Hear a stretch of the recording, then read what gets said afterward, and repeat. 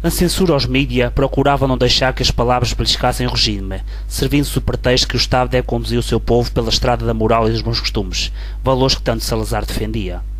Dependendo do Ministério do Interior e a partir de 1944 do Secretariado da Propaganda Nacional, a censura prévia funcionou enquanto aparelho repressivo que legitimava a ação do governo, controlando a imprensa, o teatro, a rádio, o cinema e mais tarde a televisão, introduzida em Portugal em 1957. Visava assuntos dos mais variados níveis, desde políticos a morais. Evitava a difusão de ideias socialistas ou comunistas e todo qualquer movimento contra o regime.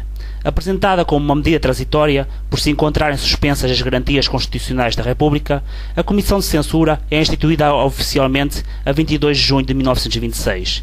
Os jornais passam a ser obrigados a enviar a esta Comissão 4 provas da página e a não deixar em branco os espaços das notícias censuradas.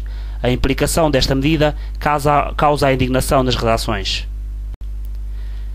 A ação da censura impedia que a população tivesse conhecimento daquilo que realmente acontecia, já que passava sempre a ideia de uma paz tranquila.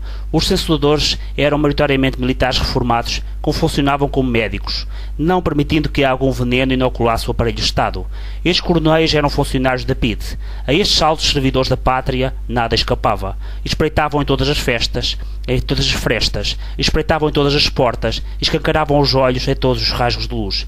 Procuravam que nada lhes passasse despercebido.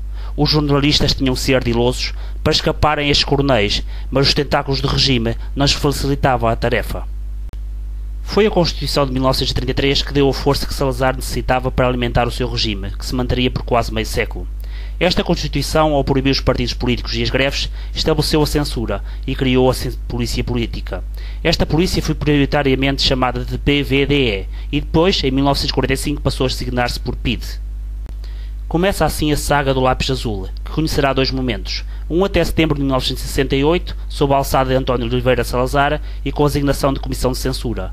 Quando, a 27 de setembro de 68, Salazar é afastado do poder, Marcelo Caetano sucede-lhe e a censura ganha o nome de Comissão de Exame Prévio.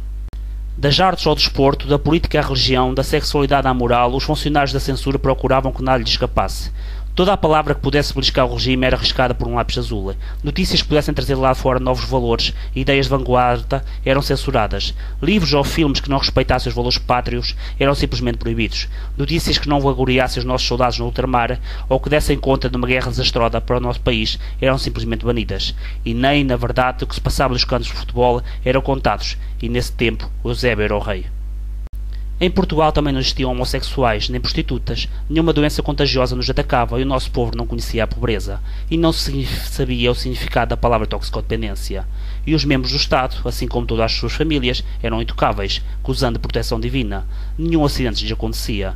Portugal era uma espécie de jardim do Éden, um jardim à beira-mar plantado, uma pátria onde todos tinham orgulho de viver com as suas famílias, e agradeciam a Deus e a Salazar todos os dias por aí habitarem. A censura só terminou oficialmente em 25 de abril de 1974. 35 anos depois, não existe oficialmente censura em Portugal.